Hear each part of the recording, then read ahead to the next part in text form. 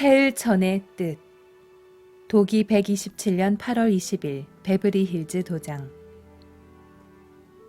훔치 다음에 태을천 상원군이 나온다. 태을천은 태을하늘이라는 뜻이다. 태을천이라는 이 첫 세 글자에 우주의 모든 신비가 들어있다. 태는 궁극을 뜻하고 을은 인간을 비롯한 우주의 모든 생명체를 낳아주는 생명의 자궁을 의미한다. 태을이란 생명이 태어나는 창조의 조화세계를 상징한다. 예로부터 지금까지 태을천이라는 하늘이 이 별이 북방에 실제로 있다고 알려져 있다. 태을천의 역사. 도기 127년 8월 20일 베버리 힐즈 도장. 동양에서 이 태을천에 대한 신앙과 전설은 이미 수천 년의 역사를 가지고 있다. 도교의 창시자 노자는 그의 제자들에게 도통은 태을천에서 나온다고 이야기했다고 전해진다. 도교에서는 오래전부터 이 태을천에 대한 신앙을 하고 있다. 약 4700년 전에 이 태을천에 대해 인식을 하고 신앙을 하고 있었다는 기록이 있다. 여러분들이 유불선 기독교 이전에 어떤 원형 종교가 있었는지 궁금할 것이다. 동양에서는 그것을 신교라고 한다. 일본의 종교 신도 또한 신교에서 나온 것이다. 신은 신명이란 뜻이며 교는 가르침이란 뜻이다. 하느님으로부터 직접 받은 가르침이라고 말할 수 있다. 태고적에는 일반 사람들도 신명과 대화를 하였다고 전해져 온다. 신교 시대 때에 이미 태을천에 대한 신앙을 했다고 전해진다. 생명과 깨달음의 근원. 도기 131년 5월 12일 서울 코엑스. 이 우주에 태을천이라는 하늘이 있다. 증산상제님이 이 우주는 33개의 각기 다른 영적 차원의 하늘로 이루어졌다고 하셨다. 불가에서도 33천을 얘기하고 도교에도 동서남북 각기 8천씩 32천이 있고 중앙에 중앙천이 있다고 한다. 그러면 이 대우주의 33천 가운데 우리 인간이 생명을 받고 깨달음을 받는 생명의 근원 하늘이 어디인가? 바로 태을천이다. 태을천. 태을천을 부르는 태울주를 몇 년만 잘 읽으면 이 우주의 별자리가 수평으로 보이면서 그 중심에 있는 태을천 별이 보인다. 그것은 누구도 다 볼 수 있다. 그걸 보면 너무도 경이롭기 때문에 저도 모르게 야, 우리가 말하는 영적 차원의 인간의 마음 세계라는 게 이런 것이로구나. 우리들 내면 세계라는 것이 이런 거로구나. 내 마음이 우주보다 더 큰 세계이구나. 이제까지 헛살았구나 하는 생각을 하게 된다. 놀랍지 않은가? 한마디로 세상 보는 눈이 다 뒤집어지는 것이다. 태을천에 숨겨진 의미. 도기 127년 8월 20일 베버리 힐즈 도장. 태을천이라는 것이 모든 인간이 원래 생명을 받아서 인간으로 태어나는 근원이라는 것을 상제님이 바로 깨워주셨다. 그러나 인류 역사의 그 누구도 이 태을천에 대해서 좀 더 구체적으로 이야기하지 못했다. 왜 상제님께서 이번에 우주가 개벽하는데 태을천을 말씀하셨냐? 대우주가 33천으로 이루어져 있다. 상제님께서는 이 태을천은 33천 가운데에서 인간 생명의 근원이고 모든 깨달음의 모든 치유 기운의 근원이라고 말씀하셨다. 그리고 이 태을천과 하나됨으로써 앞으로 오는 새로운 우주 세계, 생명의 세계와 하나되는 문제가 있다. 가을이라는 것은 성숙과 통일 두 가지를 동시에 성취해야 된다. 구체적으로 그것이 무엇이냐?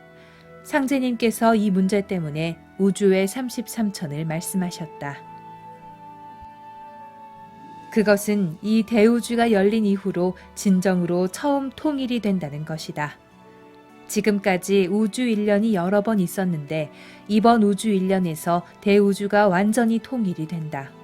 그래서 이 33천의 전체 우주 구조를 밝혀주셨다. 내 생명이 성숙해서 우주와 하나 되는 것이 태울주의 첫째 기능이다. 태을천의 주신. 도기 131년 5월 12일 서울 코엑스. 태을주에 나오는 태을천 상원군님은 누구신가? 상원군에서 상은 가장 높다는 뜻이다. 그 다음 원군을 알아야 하는데 원군은 무슨 뜻일까? 이 원은 으뜸, 근원, 천머리, 가장 지극하다는 뜻이다. 상원군님은 동서인류의 원조상이면서 깨달음의 역사에서 도통을 열어주는 도신의 원뿌리이시다. 바로 이 상원군님이 태을천의 주신으로 계신다.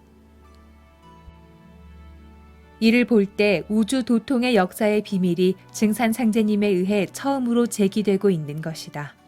곧 상제님을 알아야 태을주의 상원군님의 비밀을 알게 되고 태을주의 도비는 상제님의 도세계를 알아야 제대로 풀린다. 이것을 명심해야 한다. 태을천 상원군. 도기 131년 5월 12일 서울 코엑스. 태을주 공부의 중요성을 한마디로 정리하면 태을주는 동서양 깨달음의 역사의 총 결론이라고 할 수 있다. 왜 그런가? 인류가 태어난 이래 구도의 전 역사는 태을주가 완성되는 과정이었기 때문이다. 이게 무슨 말인가? 그동안 동서양의 모든 성자, 도를 닦은 자들이 체험한 영적 세계는 결국 태을주의 도로 돌아간다. 궁극의 도통이 태을주의 도에서 이루어진다는 말이다. 그렇다면 어떤 근거로 그렇게 말하는가? 동서양의 역사를 돌아보면 깨달은 자들이 그 깨달음의 경계나 도의 궁극적 차원으로 태을을 증언하고 있다. 예를 들면 노자의 스승은 태을 원군님이다 하는 기록이 중국 문헌 포박자에 있다. 물론 태을주의 상원군님은 이보다 더 높은 분이시지만 또 모든 부처가 깨달음을 얻는 도통의 마지막 순간에 태을천으로부터 통의 자격을 받는다고 말하는 동양의 스승들이 있다.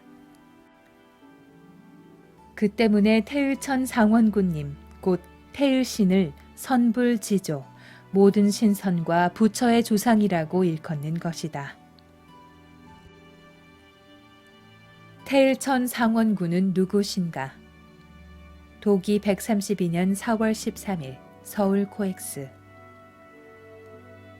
태을주를 읽으면 만물 속에 깃들어 있는 생명의 실상, 그 신성이 뭐냐 하는 것이 드러난다. 태을주를 잘 읽으면 처음에는 누구든지 이상하게 빛이 환히 밴다고 한다.